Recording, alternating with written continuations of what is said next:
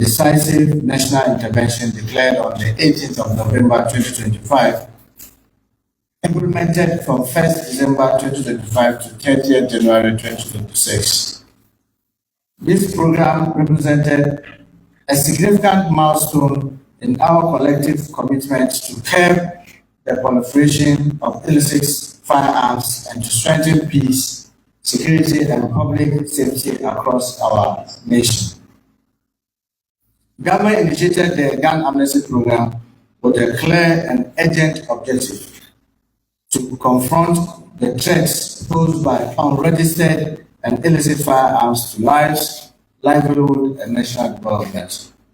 At the same time, we recognize that sustainable security requires more than enforcement.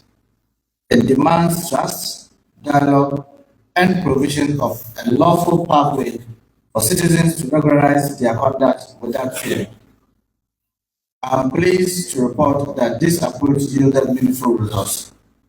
A total of 4,038 unregistered firearms were surrendered to the Ghana Police.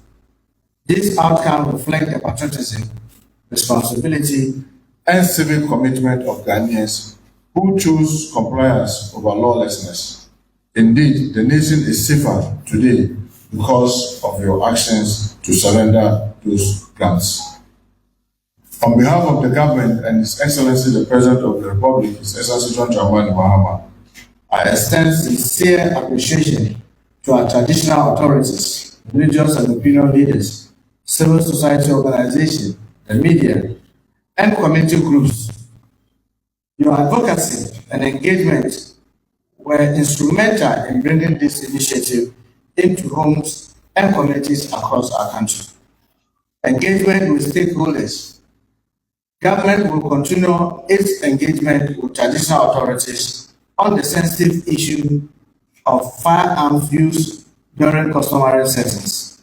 Our objective is clear: to ensure that cultural practices are preserved while adhering strictly to safety and legal standards. This will include improved marking, tracing, and training for authorized ceremonial firearm users. We also call on licensed arms dealers to uphold the highest standards of professionalism and strict compliance with the law. Let it be known that any abuse of the licensing regime will attract decisive sanction. Ladies and gentlemen, the conclusion of the gun amnesty program marked not an end, but a transition from voluntary compliance to full and robust enforcement of the law. The amnesty was a temporary window of grace. That window is now closed. Registration processes are ongoing for individuals who declared firearms during the program. Subject to background checks, because you surrendered it, you are not arrested. Yes, some wanted to still have it, but we need to subject that to our own procedures. So we'll do the background check. You have to be trained to be sure that you are competent to handle the guns, and strict qualification criteria.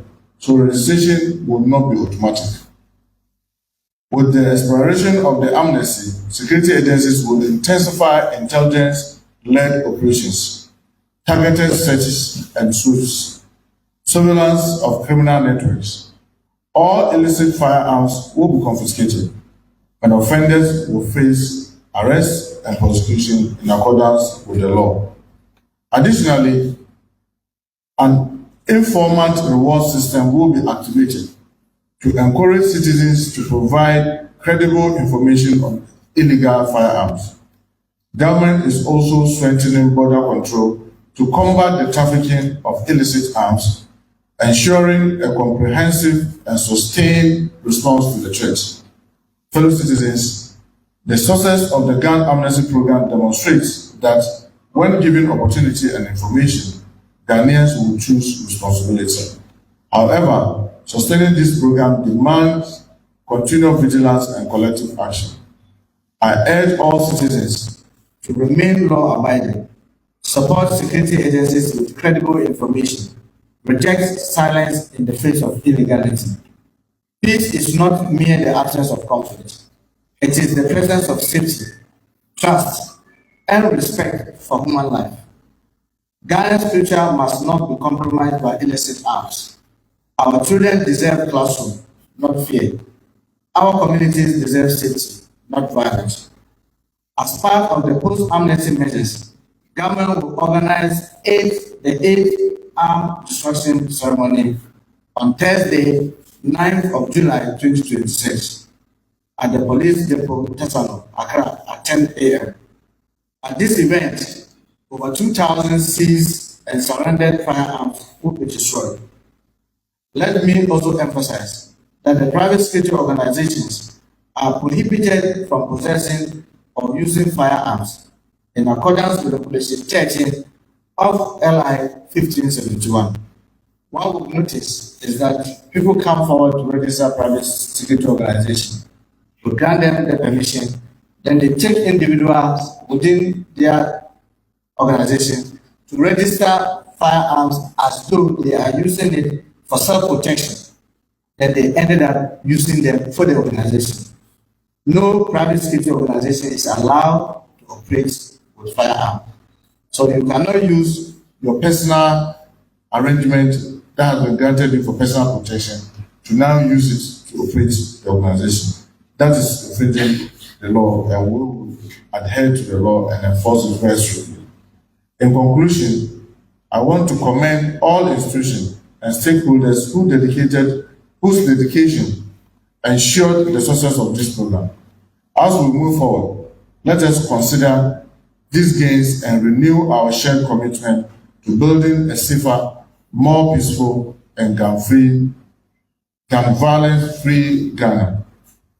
Before I conclude, finally, let me also state that we have seen a new trend, very worrying and disturbing. The very affluent that come forward to register sidearms or firearms are now using them to commit suicide. In the last 2 months, we've seen increase in such individuals committing suicide with firearms that are registered. Because of that, from this afternoon, all permits that have been granted to any individual that you are holding a sidearm or firearm is hereby revoked. We are revoking that, and we are opening a window where everyone will have to come forward again to register or to re-register the gun, because we've changed the procedure.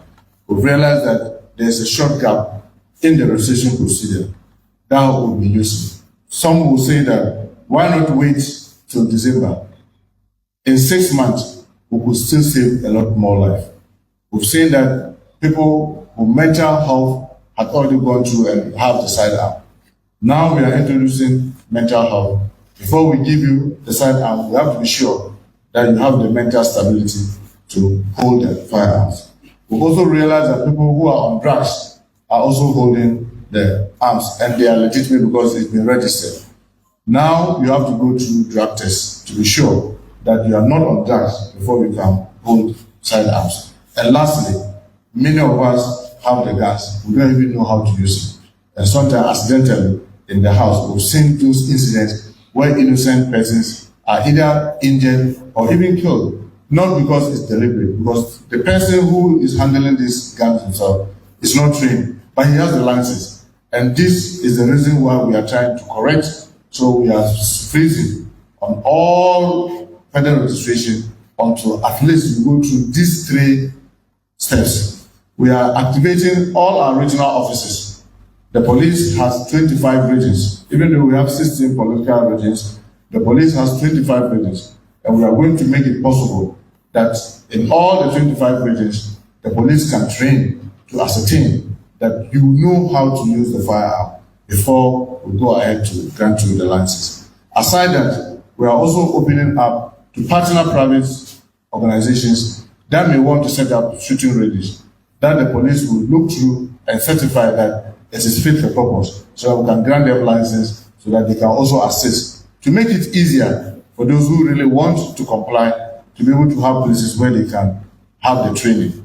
But we have also activated the Narcotics Control Commission. They also have offices across our regions. To be in charge of the drug tests, they will do the drug tests to ascertain that the individuals are not on drugs. In much the same way, we're also using the Mental Health Authority to be the sole agency that will be in charge of the mental health. And we are putting all these measures in place just to make sure that we increase public safety and all of us being safe.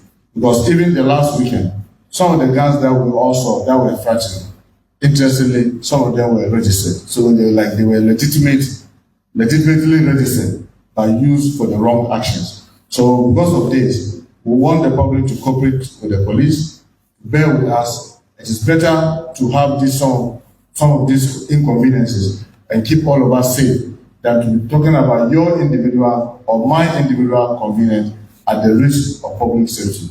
So I want to thank all of you for this audience. May God continue to bless our homeland Ghana and continue to make it great and strong. Thank you so much.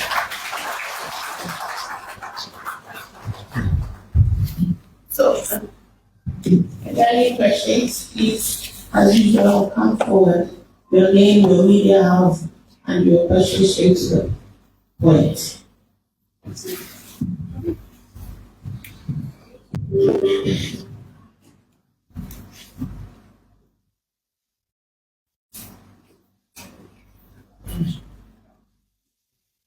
Thank you very much, Minister. Minister, thank you very much. My name is Kubej. I report for GH1 TV and Star and Yagi. Minister, please, in announcing the firearms that will be destroyed, the firearms that are being surrounded, there is some difference. You mentioned 2,000 and 4,000. One may want to know what the difference will be used for. That's my question. Thank you very much.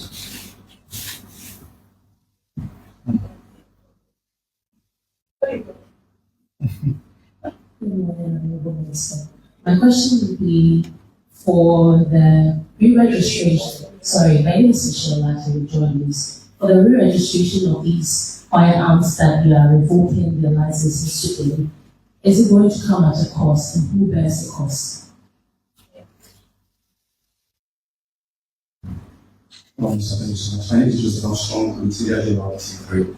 First of all, it said that all private firearms licenses have been revoked. Do you know the number of firearms you have belonging to private individuals? That's the first question. Second question is we are entering into a period of festive season, the traditional festivals, and we know during this period many people do fire into the air for whichever reason. What's the view on this one? Thank you. Well, thank you very much. Let's start with the first one. Yes, those who surrendered. Remember, it's not every gun that has been surrendered was for destruction. People surrender to say that this one, I don't need it anymore. Or they say that, well, yes, I was holding it illegally.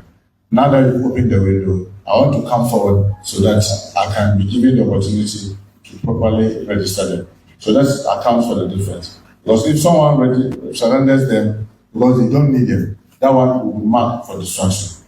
If you surrender them for them to be re-registered, that one we have to now take you through. Remember, the window was not to prosecute you. Come forward, let us know that you are holding it. Then we'll take you through the process and see if you are qualified to be able to hold guns. Then we'll register it for you and give it back to you. Then at least now we have its record.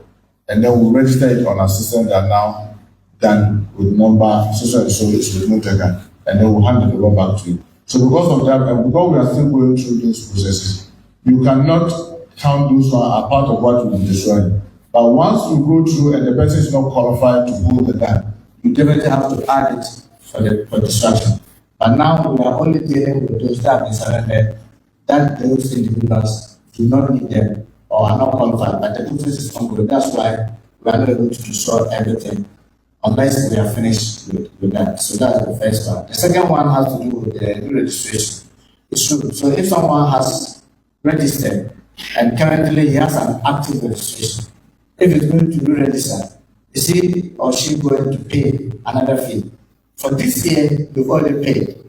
We've already paid for 2026. So we are not going to be paying for 2026. But we are now going to add another windows, and these 3 other windows. The mental health, the drug test, and then the training. Obviously, those ones will have to come with some additional cost. But we are even looking to see what we can do to minimize, because our interest is not the fees. Our interest is the safety. So we are even in a discussion with the police, the mental health authority, and the Narcotics Control Commission to make sure that even if those fees come, they should be very minimal and should not be punitive or discouraging for people to be able to go through them. So be rest assured, those who have already paid for this year, you are not going to be paying another what we call the fee. But that one will still stand for you, but just the additional actions are those that will be required some fee payment. The last question had to do with the festive that is coming. If you heard in the press statement itself, I stated that one of the things that we are doing, and we are engaging traditional authorities to ensure that we are not saying, we know that it's part of our culture. Sometimes when we have to do outdooring, we have to do whatever. There are people that are earmarked to do this, what we call the firing. We want them to be trained. We want to train them, and we want to be able to know which arms they are using. But sometimes you go to some of these places, before you realize someone puts a pump action. We know they don't use pump action for those things. Why is the person using pump action? We want to engage the traditional authority to know such weapons are not for those occasions. But because it has to do with our traditional authorities, it is best to engage them, the regional house of chiefs, the national house of chiefs, so you build consensus before. So, but that one I've already started, because I've been to a number of meetings and we engage some of the traditional authorities. It's something that we are going to continue vigorously. But for now, we continue to say that firing on all these countries are still prohibited. And we want the police to be enforcing it vigorously. And our traditional authorities should bear with us whilst we go through the process of they designating who should be trained, and those persons should be trained will be trained. So we all know that when it comes to sourcing, it is this person who has been designated, who has also been trained to be doing the fire. We've seen instances where in those gatherings, individuals just come, and then before you realize there are stray bullets, it has killed people before, it's injured so many other people, and we want to avoid that to create public safety so that when you just say you are saying you are going for funeral, at least you should not get to the funeral guy and get shot and killed. If you say you are going for an outdooring or some festive occasion, that's not the place for you to go and see a stray bullet. That is what we're doing with the traditional authority. I don't know if I'm answering your question. Yeah. If there are, yeah.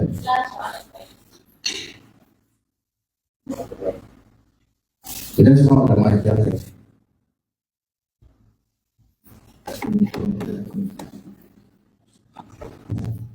Good morning, Honorable Minister. My name is Anako from the Research. Both of them, when our workers embark on their personal operation, they use subsidiary arms like 80%. What machines national hours? What did they stand for?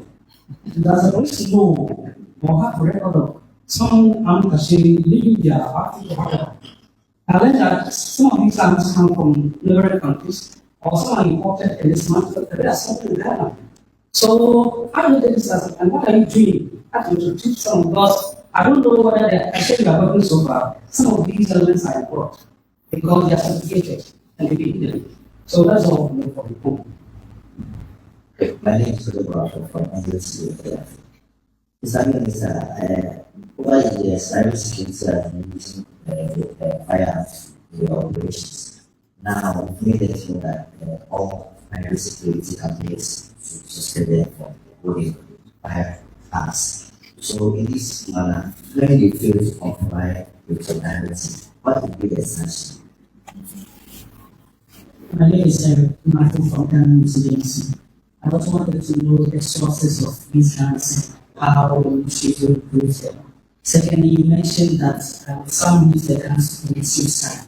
Is there any data in numbers you can share with us? Well, thank you so much. Starting from the very first one, some of the arms that when we retrieve very armed robbery and other incidents are we able to chase where they are coming from? Yes. We have a software we call the iArms with the body CIA. We also have a system that links all arms across the world. So when we get there, for example, even the one that we had from this weekend, some of them were from the United States of America. Immediately they are able to tell where was this thing brought in. And there are a number of instances that we have attested with the American in particular, where we have to surrender some of our 6 arms this last year, because they had been used to commit crime in America, and then they find their way here. And then now we see them, and we are immediately able to tell. We have that with some of our sisters in the African country. We and Cote d'Ivoire have been doing a lot of exchange on this. Where the moment we see the guns, we are able to tell this one is coming from this armory. So even if it is coming from a military armory, we are able to tell. Once we get the numbers, because most of them are manned. One of the difficulties that we have rather is the locally manufactured, because they are not manned. And now, even during this young amnesty, one of the things that the National Commission for Small Arms and Light Weapons did excellently was to mark even these local manufacturing guns so we can trace them. So even if it is for hunting, we have now marked it, and we are trying to take them to see whether we can register them if they are qualified, like the individuals. When they are qualified, we return it to them. Now we know this can, even though it was locally manufactured, it was for this person, and now giving it a unique number we can trace it. It's true. The biggest challenge we're having is the subroutine that we find ourselves. And every day I keep thanking the Almighty God for continuing to protect our country. And the way we, the citizens, continue to cooperate with the security agencies, and which really appreciate it. Additionally, thanking also the security services for the sleepless nights they put in to make sure that we are safe. As we speak, immigration is just about to launch about 45 ballistic targets. That is able to have, we call it the Northern Border Project, where we are able to see the whole of the north between us and Togo, all the way from Burkina Faso to Cote d'Ivoire. Last week I was there to see the demonstration, where you can sit from Accra and I can see the borders, and you can see the cameras can go as far as 15 kilometers, where it is able to zoom and then be able to see images. And you can see it very, very clear. They have this drone that is able to fly, and the others that are drone that are on the cabin. They don't go, but they are able to stay up in the air for a very long period. All these things are being done to make sure that we will protect our borders. But the challenge that we have is very, very volatile. We are living in a very volatile subregion. In fact, when the world, rank countries in terms of the risk to terrorism, the top 10, the first 4 are in our subregion. I don't have to mention specific countries. The first 4 are in our country. And you can see clearly that the cost of arms across those areas are very, very high. What is this government doing? It's essentially government Muhammad since he came. We are putting in measures, like I said, the 45 ballistic cabin. We are bringing on board the military, the FOB, that's a Force Operating Base, that is almost also ready. Yesterday I was in the Armed Forces Council, and some are almost ready for commissioning. It's moving the next as part of the retooling that His Excellency John Dramani Mahama is doing. We are trying to get what we call the weapon detection system and intrusive scanners to be able to help us with dealing with these smugglers. But sometimes the way you conceal them, the mere eye cannot easily see them.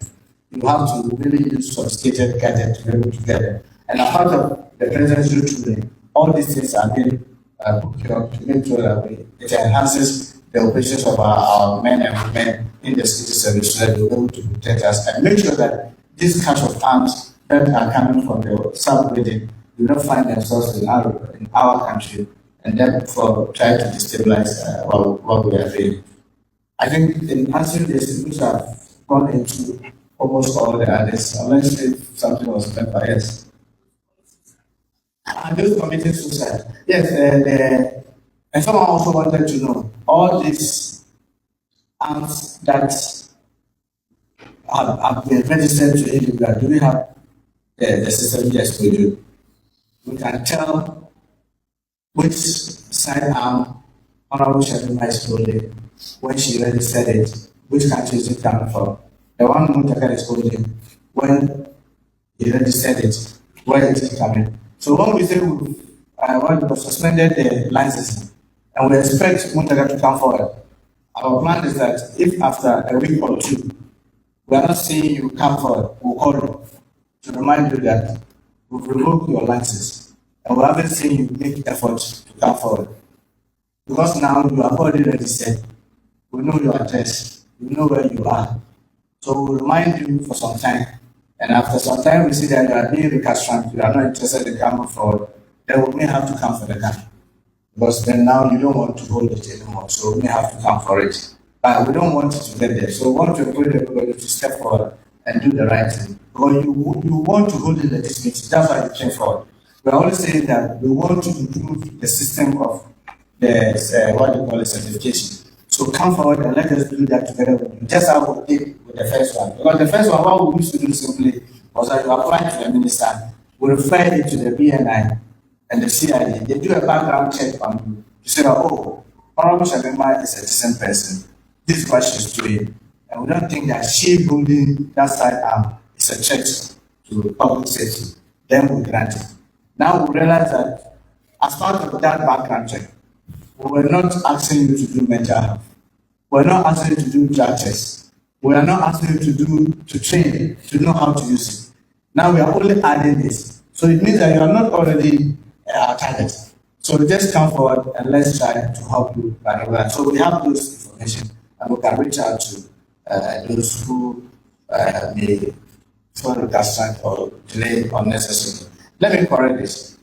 There had never been a time where any private security organization was licensed to be able to wield firearms. No. In fact, the law that we are talking about is 1570, the LI 1571. It's not today's law, 1992. The act that established the police is 1970 Act. In fact, I'm not taking steps to try to, get them to be up to date with our current issues. So if there has never been any time where any private security organization was granted license and allowed to hold firearms. We just realized that they were using a tricky way, like I mentioned in the press statement. I come to register Muntaka Security Company. They do all the background check on me. I'm a decent person. I want to do decent business. I have a premise, and I'm going to employ these persons and all that. And they give me the license. Now, after they give me the license, then I will line up Honorable Shabima as my employee to go and apply for pump action for her personal safety. She will go, because she's also decent, she will get. Then I'll put the deputy minister, my employee, to also go for sidearm. Then he also go, he'll get the sidearm.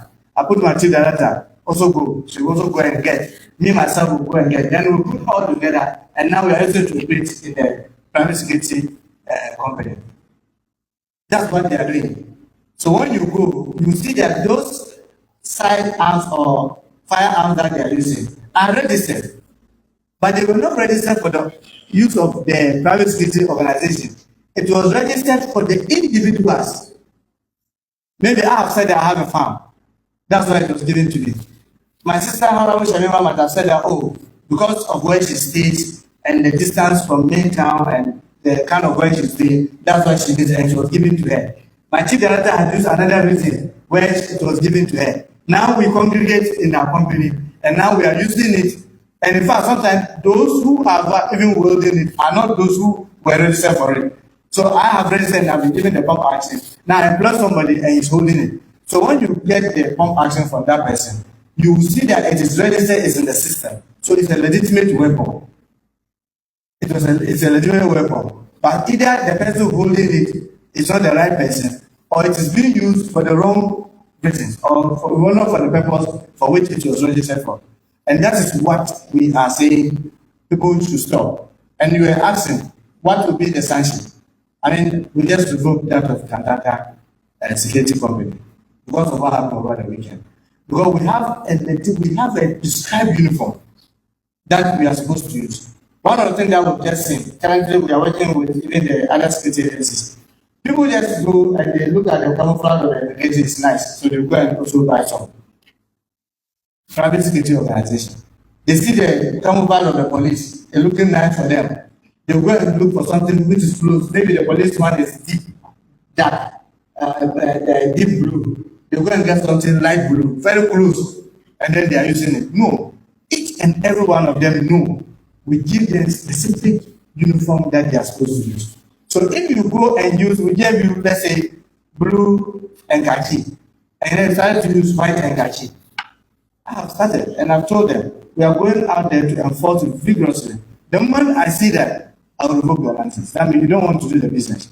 Am I the same? If we find you using arms in your private security organization, we are going to revoke the license. Just as we've done with the Muntaka because of what happened over the weekend. I don't know if I've answered all of the questions.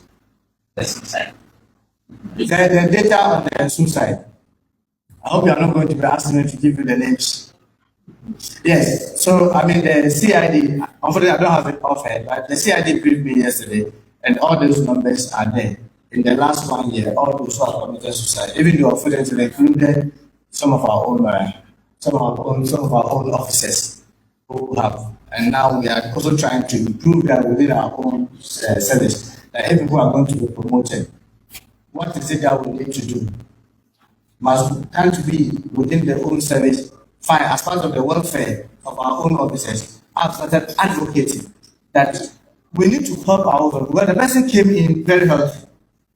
Nobody says that mental issues are beyond me as minister. Is that like malaria? I mean, I've checked the health committee before, and I only realized that look, it is like malaria, is it like the fever that you get? If the person is working, I'm working for the state, and then we begin to see funny behavior of me as minister. It's only fair that the chief of staff will help me to be able to go through mental, what do you call it, examination. If they realize that, oh, at the early stages, I can even be helped and get medication faster and easier. If I'm on drugs, maybe I've just started the drug. If the chief of staff notices that, I can be assisted.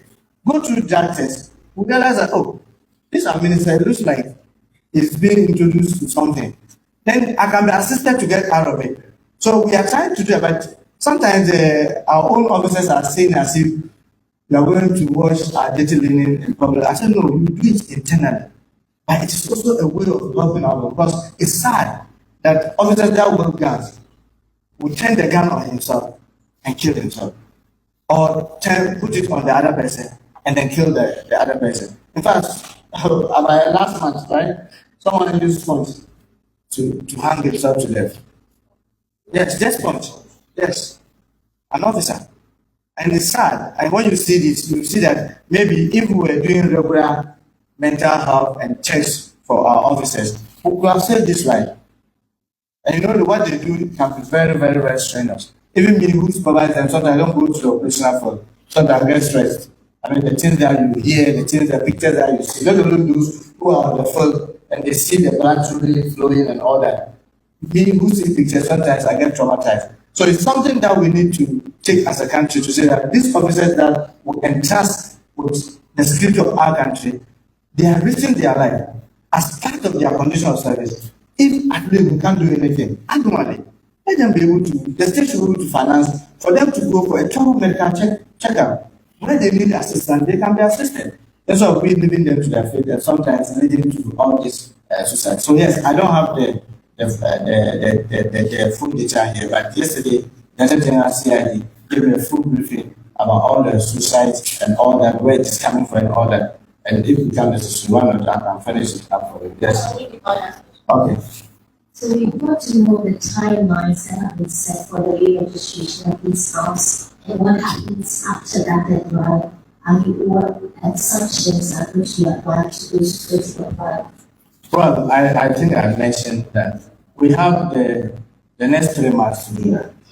And then those who do not, because we are all on our data. That's why I said that we know Muntaka, when he registered, he gave us his contact, he gave us his address. We'll call to remind you. If you still don't, then we'll now come and take the land from you, but then you don't want to use it. If you hit it, then now it becomes a criminal thing. Well, we know it is with you. So we'll call you to come and go through the process. If you fail to do it, we'll come and collect it.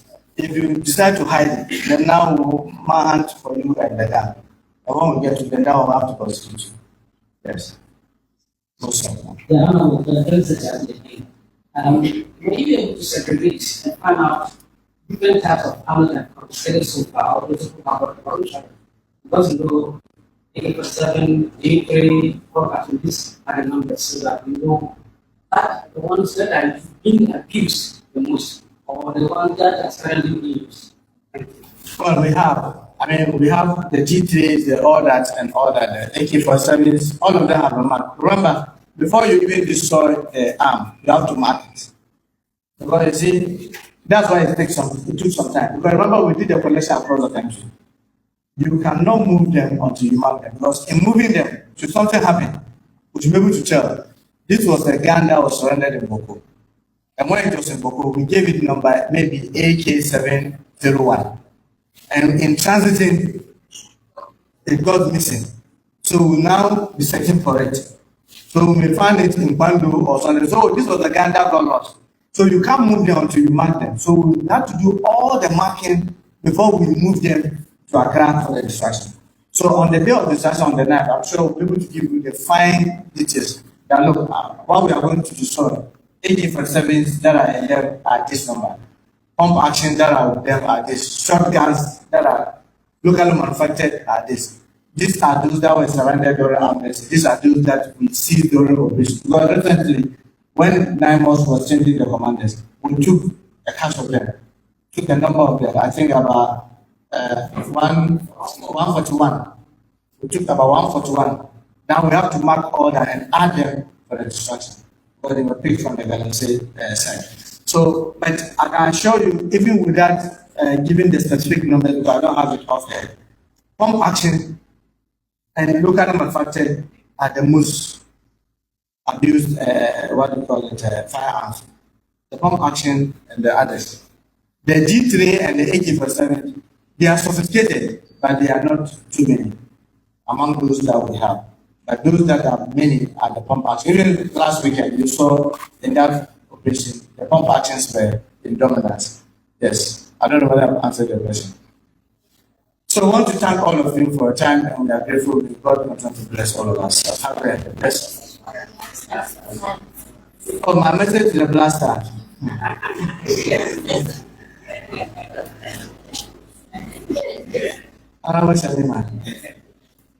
I know we are meeting a formidable team, but I know today will be our day.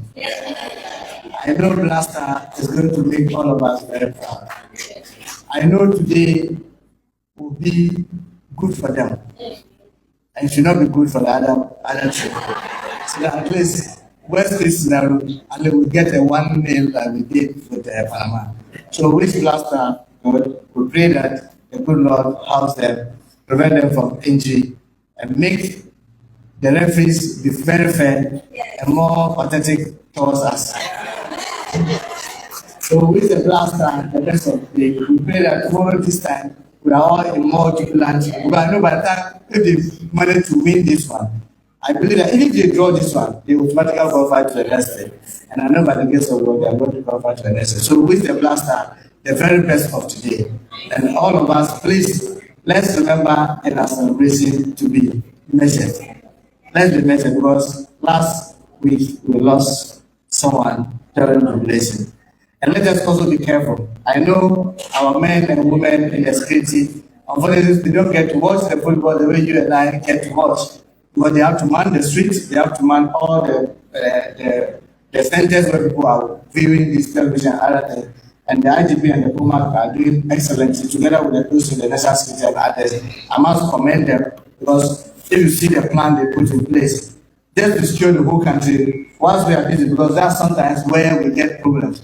Once we are all busy watching the footballs and other things, Then people take advantage to break into people's house and do all that, even burn places. So all of them, the fire, all of them are putting in measures to ensure that while we are busy watching, they are watching our backs so that people do not take program for us. So I want to thank them sincerely, and I hope that they will even put up a better performance tonight to ensure that properties and lives are safe and there's order on our street, because people running also sometimes want to cross the red line and all that, and they are on the streets making sure that all these things are done. Sometimes when they are doing all these wonderful things, you will not see it until maybe something slips.